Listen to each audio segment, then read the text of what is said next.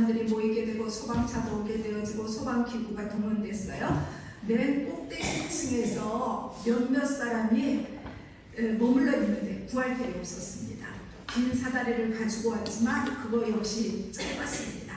그때 한 산원이 이제 사다리 위 끝까지 올라가서 맨 끝에 칸에서 몸을 굽혀서 창문을 붙잡았습니다. 그리고 이렇게 말하는 거예요. 여러분, 나를 밟고 건너서 사다리를 타고 내려가세요. 마침내 맨 꼭대기층에 있던 사람들이 구출되고 선원도 내려왔습니다. 얼굴에 물론 화상도 있고 머리카락은 타버렸고 손에는 온통 물집투성이었어요. 그런데 그는 귀한 생명을 여럿 구하게 됩니다. 사다리가 거의 꼭대기에는 닿았지만 사람을 구원하기에는, 사람들을 건져내기에는 한 사람의 키만큼 높이가 더 필요했던 것입니다.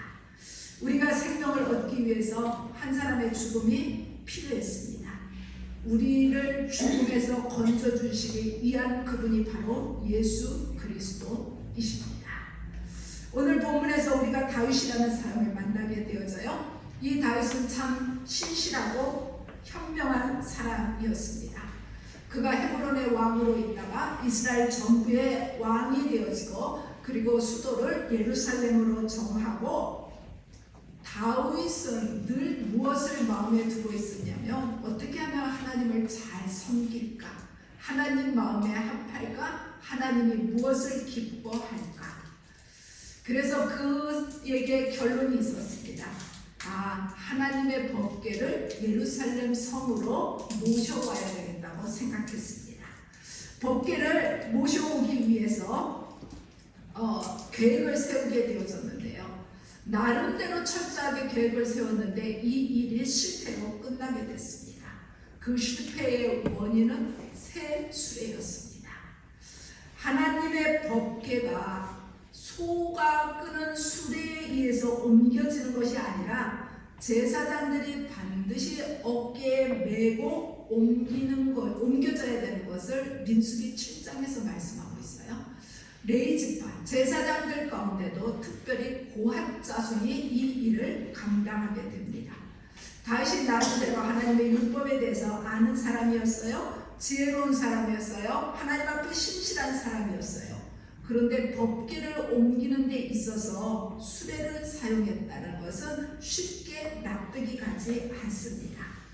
그런데 이 말씀 앞에서 보게 되어지면요, 이 법궤를 예루살렘으로 가져오는 일에 다윗이 정치적인 이득을 생각했어요. 그리고 그 정치적인 이득이 그의 관심사였습니다. 군사들을 모으고 그 사람들이 3,000이나 되어졌고, 그리고 그 법궤 앞에서 각종 악기를 동원해서 그 악기들을 연주하고 그리고 새 수레에다가 법궤를 얹게 되었습니다. 이제 실패하고 우사가 이제 흔들리는 법궤를 잡다가 죽게 되어졌을 때에 다윗이 비로소 깨닫게 됩니다. 하나님이 원하시는 거가 아니구나, 방법이 잘못되어졌구나 라는 것을 깨닫게 되어져요. 우리가 하나님의 일을 하노라 하면서 선한 동기, 순수한 목적 좋습니다. 그런데 무엇이든지 하나님의 말씀대로 진행되지 않으면 실패하게 됩니다. 인간 위주의 편리라는 것이 결국은 불행을 가져오게 되는 거예요. 우리가 초의도와 달리 이제 우리의 편리에 의해서 움직이게 되었으면 결국은 그 일에는 소득이 없는 일이 됩니다. 우리가 이제 코로나라는 시간을 지나면서 영상 예배에 대해서 사람들이 편안하게 대하고 영상 예배를 드리는 것으로 내가 주의를 지켰다 이렇게 생각하게 되어지는데요. 엄격하게 말하면 영상 예배는 사람의 편리에 의해서 생긴 거지 하나님과의 예배는 대면 예배가 원칙입니다. 그래서 하나님의 이스라엘 백성들 남자는 1년에 3번씩 하나님 앞에 보이라고 말씀하시는 거거든요. 우리가 대면 예배를 통해서 하나님 앞에 예배할 때 이 시간 임재하시는 하나님의 은혜를 우리가 누리게 되어지고 이 시간 우리에게 주시는 감동이 있게 되어지고 이 시간을 위해서 우리가 준비하고 수고하는 일들이 있게 되어지고 이 모든 일들을 하나님이 받으시거든요. 그래서 예배는 하나님 앞에 나와서 드려야 되고 이 예배의 시간들을 통해서 하나님의 하시는 것들을 우리가 만나게 되어지고 바라보게 됩니다. 이제 어깨에 맨다라는 것은 사람의 시선으로 보면 참 비효율적인 일들이잖아요. 그래서 새 수레를 준비하게 되어지는데 이 새 수레를 준비한다는 것은 당시 사회 속에서 우상을 옮길 때 쓰는 방법이었습니다. 다윗이 순간 다른 것들도 그렇게 옮기니까 법궤도 그렇게 해도 된다라고 생각했겠죠. 그래서 새 수레를 준비하게 되어지지만 이 새 수레가 결국은 법궤를 옮기는 일에 있어서 실패하게 되어지는 원인이 됩니다. 우리는 하나님의 일을 할 때에 그리고 하나님의 방법, 하나님의 말씀이 우선이 되어져야 되고 그대로 하는 것이 신앙이고요, 축복이고 성공입니다. 오늘 본문은 강제로 이제 법궤를 떠맡은 사람이 있어요. 오벳 에돔이라는 사람입니다. 이 법궤가 왜 블레셋 땅에 있게 되어지냐 그러면은요, 엘리 제사장 때 그의 아들들이 전쟁에 지게 되니까 이 법궤를 가지고 전쟁터에 나갔다가 그곳에서 빼앗기게 되어져서 이 법궤가 이제 블레셋 땅에 있게 되어지고 이 법궤를 가지고 오는 일을 하다가 실패하게 되어지니까 급해서 오벳 에돔의 집에다가 임시 거처처럼 두게 됩니다. 이 오벳 에돔의 집에서 석 달쯤 있게 되어서요. 그러는데 하나님이 이 오벳 에돔의 집을 축복하셨어요. 복주심을 바라보게 되어집니다. 다윗이 이제 이 오벳 에돔의 집에 있는 법궤를 다시 예루살렘으로 가지고 와야 된다는 생각을 하게 되어지고 이것을 옮기는 내용이 오늘 우리가 읽은 본문의 말씀입니다. 우리 모두 이 본문의 말씀처럼 이 법궤 앞에서 하나님의 자녀로서 여호와 앞에서 사는 삶이기를 축복합니다. 먼저 16절의 말씀에 보게 되었으면요, 이제 여호와의 궤를 맨 사람들은 제사장들이었는데요, 역대상 15장에 보면 그 이름이 열거되고 있어요. 사독과 아비아달과 우리엘과 아사야와 요엘과 스마냐, 엘리엘, 암미나다 8명이었습니다. 이들이 법궤를 매기 전에 몸을 성결하게 하고 모세의 율법대로 말씀에 따라서 법궤를 맵니다. 이 법궤를 메고 예루살렘 성으로 들어오게 되어질 때에 다윗이 그 법궤를 보면서 정말 기뻤어요. 춤을 출 만큼 기뻤습니다. 춤을 춘다라는 것은 인간이 표현할 수 있는 최고의 기쁨의 표시이지 않겠습니까? 이스라엘 민족이여 명절이 된다든지 절기가 되어지면 노래도 하고 춤을 추었습니다. 이제 이 다윗이 그러했습니다. 이제 에봇은 세마포 에봇으로 제사장들은 예복을 삼게 되어지고요. 다윗은 그 자리에서 예복을 입게 되어지는데 배 에봇을 입게 됩니다. 배 에봇을 입었고 배 에봇을 입고 춤을 추게 되어지고 법궤를 맨 자들과 노래하는 자들은 다 세마포 겉옷을 입었습니다. 이 모습을 다윗의 첫 번째 아내였던 미갈이 창에서 내려다보게 됩니다. 미갈은 춤추는 다윗을 보고 그를 무시하게 되죠. 업신여기게 되어집니다. 왕의 위험은 생각하지 않고 다윗의 그 열정을 신앙적인 이해로 보지 못하고 다윗을 철부지처럼 여겼습니다. 미갈은 법궤를 중요하게 여기지 않은 것은 그 아버지 사울의 영향입니다. 역대상 13장에 보면은요, 사울 왕은 하나님 앞에 여쭐 일이 있을 때에 법궤 앞에서 하지 않았고 백성들은 그렇게 하는 것을 마땅히 좋게 여겼다라고 말씀하고 있어요. 그래서 사울 왕 때, 그의 아버지인 사울 왕 때에 법궤에 대해서 큰 의미를 부여하지 않았고 이 법궤에 대해서 소홀히 여겼기 때문에 그 밑에서 성장하게 되어지는 미갈도 법궤의 의미를 제대로 알지 못했습니다. 그래서 오늘 본문에서 미갈을요 다윗의 아내 이렇게 소개하지 않고 사울의 딸 이렇게 소개하고 있습니다. 그 아버지가 가지고 있었던 법궤였고 지금 다윗이 예루살렘 성으로 모시어 올려드리는 법궤이지만 똑같은 법궤입니다. 그런데 그 법궤 앞에서 뛰놀며 춤추는 다윗이 있고 그 다윗을 보면서 업신여기는 미갈이 있습니다. 하나님은요 다 보시고 모든 것을 아시는 분이에요. 하나님의 시선이 중요하고요. 우리는 하나님의 시선으로 법궤를 바라보아야 합니다. 여러분들 염려는요 무슨 뜻이 있냐 그러면요 목을 조른다 이런 뜻이 있어요. 이 염려는요 심해지면은 신경 안정제를 찾게 하죠. 이 염려가요 악마의 유혹이에요. 마약과 술을 부르게 됩니다. 이 염려가 뼈를 마르게 한다고 잠언서 17장에서 말씀하고 있어요. 염려는 누구하고 친구냐 그러면 두려움하고 친구예요. 염려는 사람을요 파괴시키는 괴물입니다. 사람들은 질병으로 죽기보다는요 염려 때문에 많은 사람들이 죽게 됩니다. 염려는 인간관계를 파괴하게 되어지고요. 염려는 많은 사람들과의 로 하여금 큰 일을 못하게 합니다. 발걸음을 내딛지 못하게 하는 것이 바로 염려예요.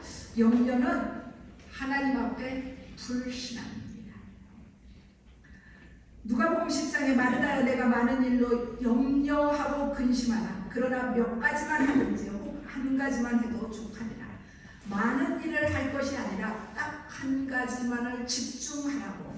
많은 생각을 하는 것이 아니라 몇 가지에만 집중하라고. 염려라는 것은 하지 않아도 될 쓸데없는 생각입니다. 그런데 이 염려를 어떻게 물리칠 수 있느냐?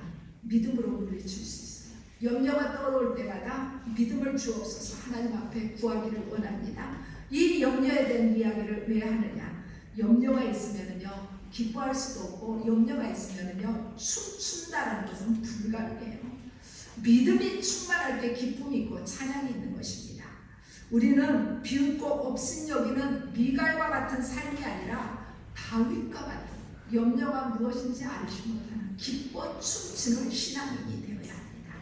우리의 마음과 우리의 신앙과 우리의 삶과 우리의 가정과 우리의 교회와 우리의 평생이 비웃고 조롱하고 업신여기는 미갈과 같은 불신앙이 사라지고 다윗처럼 너무 기쁘고 너무 감사하고 춤추지 않을 수 없는 춤추는 신앙, 춤추는 인생들이 되기를 원합니다. 두 번째로 17절에서 19절의 말씀을 보게 되면 이 법궤가 드디어 예루살렘 성으로 들어오게 됩니다. 이제 다윗이 마련한 장막에서 이제 법궤가 머물게 됩니다.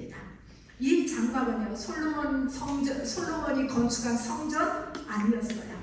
임시적인 자리였습니다. 그렇다고 해서 모세가 규격을 정해서 만든 회막도 아니었어요. 당시의 회막은 기브온에 있었습니다. 이제 이 법궤가 예루살렘 성에 들어와서 자리를 잡게 되어졌을 때에 다윗은 온 백성들과 더불어서 번제와 화목제를 드립니다. 번제라는 것은 재물 전부를 불사르는 헌신을 상징하는 의미하는 제사이고요. 화목제는 감사제와 같이 이제 번제로 같이 드려지는 제사가 바로 화목제입니다. 온 백성들을 축복하는 특권은 누구에게 있느냐? 제사장에게 있어요. 그런데 오늘 본문에서 다윗은요 왕으로서 온 백성의 평안을 빌고 있습니다. 솔로몬은 성전이 완성되어졌을 때 그 아버지를 본받아서 온 백성들을 축복하고 이제 화목제를 드리고 먹을 것을 나누어주며 잔치하게 되죠. 오늘도 다윗은 화목제와 번제를 드리면서 백성들에게 많은 것들을 나누어 줍니다. 떡도 나누어 주고 고기도 나누어 주고 건포도도 나누어 주고 이 나누어 주는 것이 화목제의 제물이었어요. 모든 백성들에게 나누어 주기 위해서는 엄청난 양이 필요했을 것입니다. 그럼에도 불구하고 이 다윗은요 너무 즐거웠어요. 백성들은 이 법궤가 예루살렘 성에 들어온 것도 너무 좋았고, 이 법궤를 통해서 하나님 앞에 화목하고 백성들 사이에 화목이 일어나게 되어지고, 그 제물을 받아서 집으로 돌아가는 백성들의 발걸음도 정말 신나고 즐거웠을 것입니다. 이것으로 이제 법궤를 모시어 드리는 일, 모든 절차는 끝이 나게 되어집니다.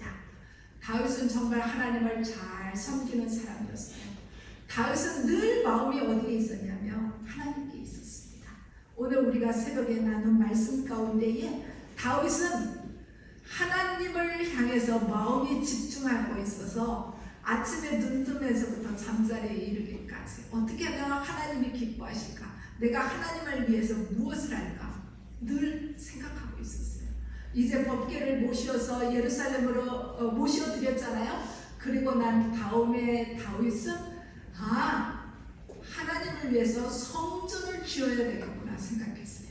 나는 백향목으로 지은 좋은 궁에 거하면서 하나님의 법궤는 장막 가운데 있구나. 그래서 그 계획을 나단 선지자에게 이야기하고, 나단 선지자를 통해서 하나님이 다윗의 제안은 거절했지만 다윗의 삶은 놀랍도록 축복하고 있는 것을 오늘 새벽에 우리가 말씀으로 나누었습니다. 이렇게 다윗의 마음이 하나님의 성전을 지으겠다라는 생각을 갖게 되어지는 것은 하나님이 먼저 말씀하신 것도 아니고요, 선지자를 통해서 말씀하신 것도 아니고 다윗 스스로 생각한 것입니다.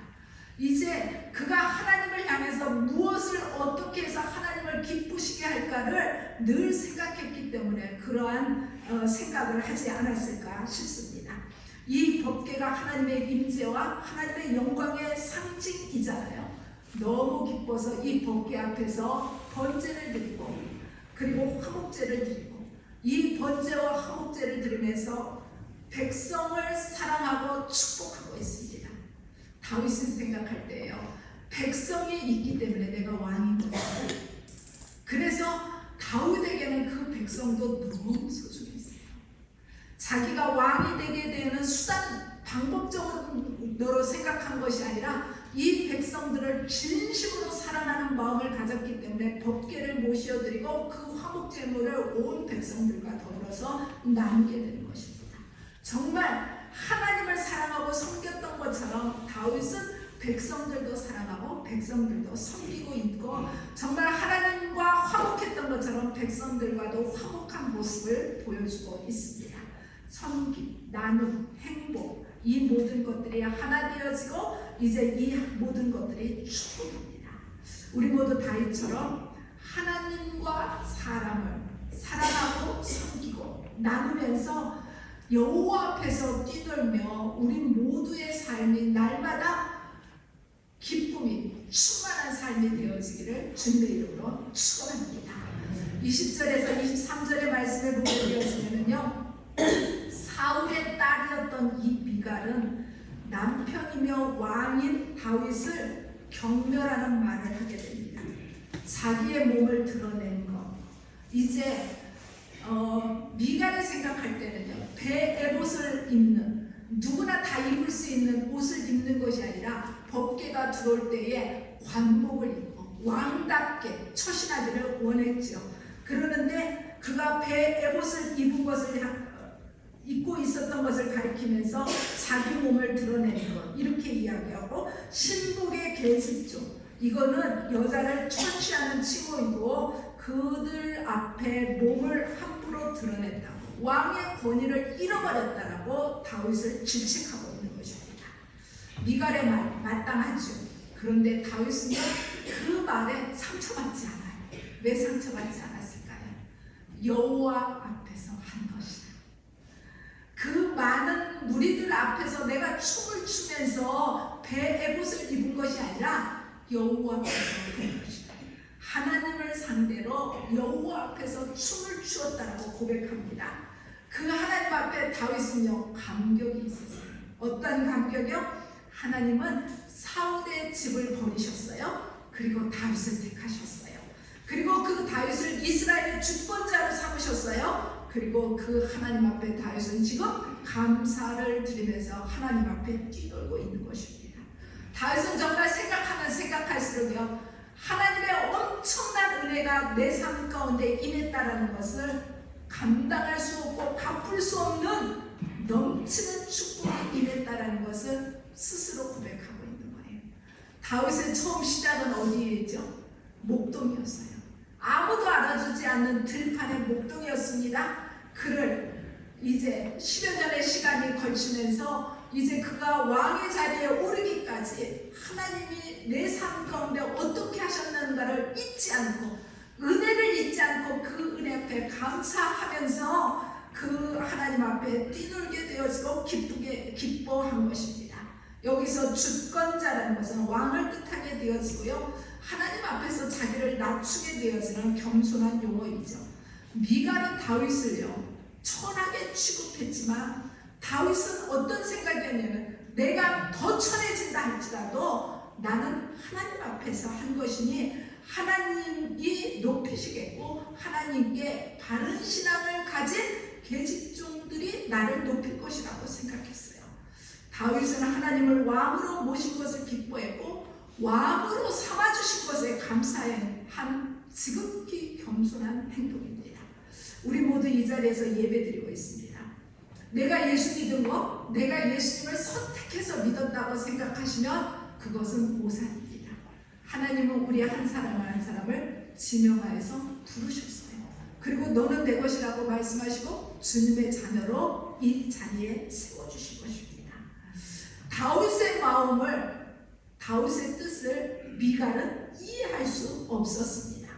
다윗의 행위가 미갈의 말처럼 전형적인 행위가 아니라 하나님의 영광을 위해서 낮아진 것이기 때문에 결국 하나님으로부터 다윗은 존귀히 여김을 받게 됩니다. 다윗은요 오직 여호와 앞에서 하나님만을 바라보고 있었습니다. 사랑하는 여러분, 하나님 앞에서 겸손한 자 높아질 수 있다는 확실한 믿음의 고백이 우리 가운데 있어야 되고요, 우리의 신앙생활은 늘 하나님 앞에서, 사람 앞에서가 아니라 하나님 앞에서를 기억해야 합니다. 어느 한 왕이요 나라를 잘 다스리기 위해서 세 가지 질문에 답하는 사람에게 큰 상을 내리겠다라고 했습니다. 첫 번째는 가장 중요한 때가 언제인지, 두 번째는 가장 중요한 사람이 누구인지, 세 번째는 가장 중요한 일이 무엇인지를 묻게 되었습니다. 아무도 답을 내놓지 않는 거예요. 이 답을 찾기 위해서 이 왕이 지혜로운 노인을 찾아가게 됩니다. 그 노인은 작은 밭에서 괭이질을 하고 있었어요. 왕은 공손히 절하고 그에게 똑같은 세 가지의 질문을 하게 됩니다. 노인은 아무 말도 하지 않고요, 묵묵히 일을 했고 왕도 이제 그 노인을 도와서 밭을 갈게 됩니다. 해질 무렵 왕이 돌아가려고 할 때에 누군가 배를 움켜잡고 쓰러져 있는 것을 발견하게 됩니다. 배에서 피가 흘러나오는 것을 본 왕이 자기의 옷을 찢어서 그 상처를 감싸주고 밤새 정성껏 돌봐주게 됩니다. 다음날 부상당한 자가 왕에게 이렇게 말합니다. 저는 형이 억울하게 처형을 당한 후 줄곧 왕을 미워했습니다. 그러다 우연히 왕이 이곳을 지나간다는 것을 듣게 되어서 형을 위해서 복수하기로 마음을 먹었습니다. 저는 칼을 들고 숲에 숨어 있다가 병사들에게 들켰고 칼을 맞고 죽을 뻔한 저를 왕께서 살려주었습니다. 저를 용서해 달라고 구하게 되어졌습니다. 왕은 부상자를 용서하게 되었습니다. 이 내용은 톨스토이의 책에 나오는 내용이에요. 세 가지 질문이라는. 이 톨스토이가 전날에 그 노인을 돕지 않고 일찍 집으로 돌아갔다 그러면 그 사람에 의해서 죽임을 당했을 것입니다. 그래서 왕이 밭을 갈고 있을 때가 가장 중요한 때이고요, 노인을 만나서 이러한 일이 생겼으니까 노인이 가장 중요한 사람이고, 그리고 왕은 노인을 도운 일이 가장 중요한 일이라고 이야기합니다. 이 작품을 통해서 우리에게 있어서 가장 중요한 때는요 바로 지금이에요. 자기 옆에 있는 사람, 가까이 있는 사람이 가장 중요한 사람이고요. 그를 위해서 선행을 베푸는 것이 중요하다라는 교훈을 들려주고 있습니다.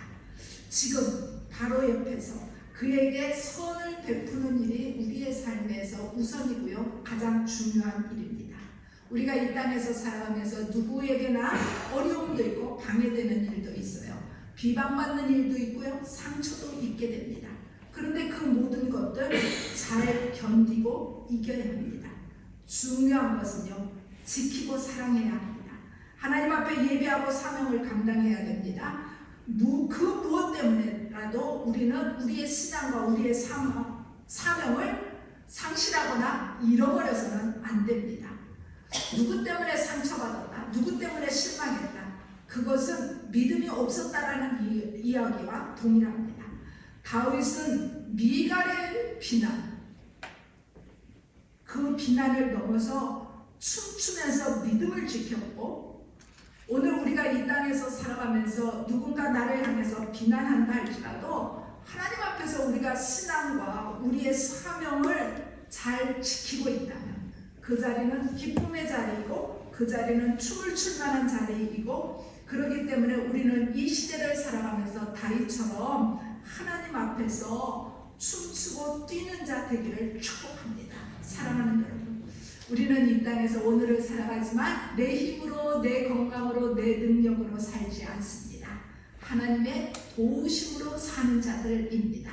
우리의 삶은 날마다 다윗처럼 춤추며 섬기고 한결같은 신앙을 가지고 충만한 자로 살아가는 자 되기를 주님의 이름으로 축복합니다. 기도하겠습니다.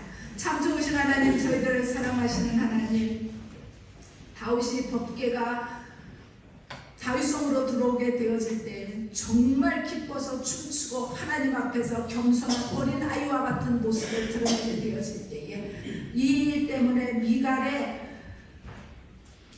비난이 있었지만 그 비난을 감수하며 다윗이 고백하기를 하나님 앞에서 한 것이라고, 하나님이 나를 오늘 이 땅의 왕이 되게 하셨다라고 고백하는 다윗의 믿음을 보면서 우리의 신앙의 여정 속에서 사람 때문에 상처받거나 사람 때문에 비난하거나 사람 때문에 아픔 갖지 않고 삶의 자리에서 여호와 앞에 서 있는 자인 것을 늘 직시하고 바라볼 수 있는 믿음의 장부들로 저희들을 세워주시고 축복하여 주옵소서. 오늘도 주님의 자녀 주의 백성으로서 주의 전에 나와 예배하는 자리에 머물러 있게 하신 것 너무 감사합니다. 오 주님, 찬양과 영광 받아 주옵소서. 예수님의 이름으로 기도드려나이다. 아멘.